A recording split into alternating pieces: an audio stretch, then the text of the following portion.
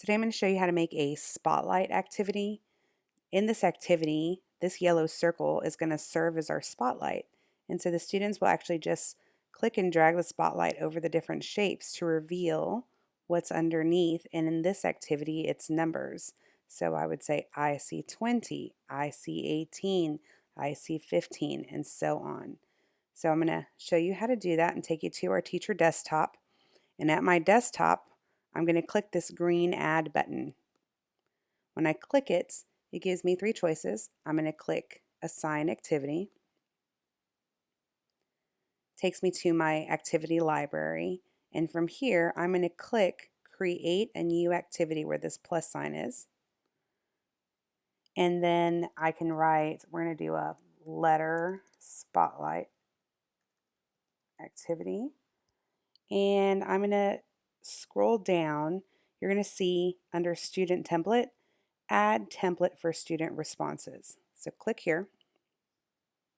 Then we're going to use this drawing tool where the pencil is. Just click drawing. It's going to take you to our blank board. From here, I'm going to use the T, and that's my text box. I'm going to put use the spotlight to reveal the letter. Then this text box is just like in Google Slides or in PowerPoints. I can manipulate it and make the text a little smaller if I want to, then enlarge the box so that it's across. Now, when I've clicked on this object, you're going to see these three dots down here. Click on those three dots. It's going to give you a drop-down menu. I'm going to use that lock button where this lock feature is, and that's going to keep the kids from being able to move that box. Now, on this left-hand side, you're going to see three dots down here as well. When I click on those three dots, I'm going to get a shapes option and a background.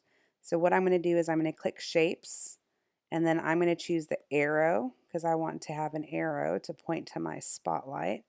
So I'm going to click and drag that. Using this color tool over here, I can change the color.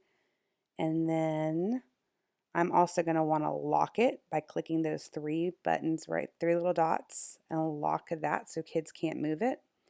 Then back on the left-hand side again, I'm clicking those three dots and the shape button. I'm going to pick a circle for my spotlight, and then using the color changing option here, I'm going to make it yellow. Now I'm not locking this because this is the object that the kids are going to move.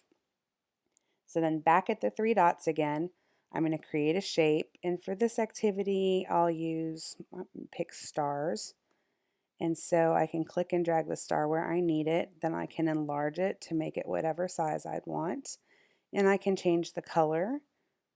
So I'm going to go with some pink stars today, and I'm going to click on these three dots again, and on here one of those options is order. I'm sending it to the back. So that way, in this activity, you'll have three layers, and I'll show you what I mean by that as we go through. So you can either click on those three dots again, duplicate it so that your stars are all the same, or you can just copy and paste like you would on Word or PowerPoint or Google Slides, and arrange the shapes where you'd like them. I don't really like a lot of shapes in my activities. I try to keep it simple. Then this star, I'm going to go back, click those three dots, and lock it so that the spotlight is going to be on top of the shape. And see how I did here? I still haven't gone through and locked or sent these back yet.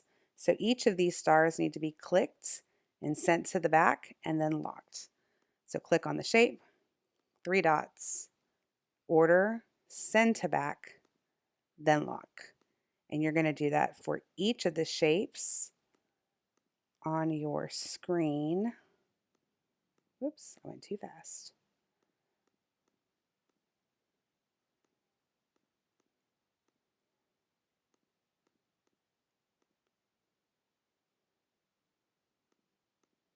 So now what I'm going to do is I'm going to use that T for text box again.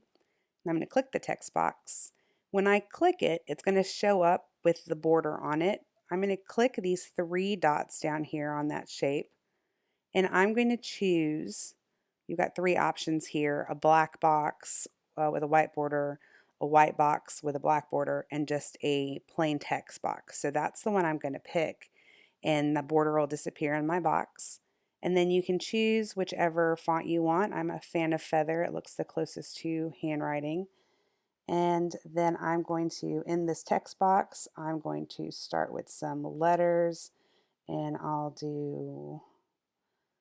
going to do lowercase letters this time. So the lowercase a.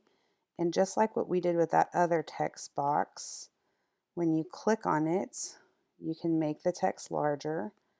And so I think it's a good size to be inside my star. Now I'm going to make sure all of those are going to disappear in my star. So you're going to use this color bar over here and move it into the pinks until, or whatever color you've chosen, until that shape disappears. So now I can move my spotlight, and there's the letter A. Now I'm going to want them all to be the same size and color, so I'm just going to copy and paste, or I can click on those three dots and duplicate, whichever way you'd like to do that. And then each of these, I can put in some different letters. I'm going to go with the letter C. I can move them over to where I need it to be until all the letters are covered, or all the stars are covered. You might want to even do it in the white background part so that you know what letter you're writing, and make sure that that box is okay.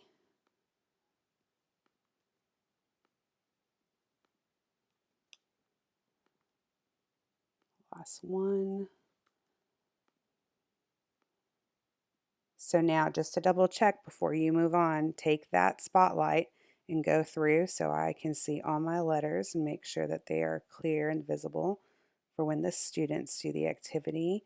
I didn't like where those were, so I'm actually just going to move it a little more centered. Now, I want to make sure the kids don't move this, so this is going to be my third layer of this activity, and I'm going to lock it in place. So you click on the text box, click the three dots, lock it in place. And you're going to repeat that each time. Click on the text box, lock it in place.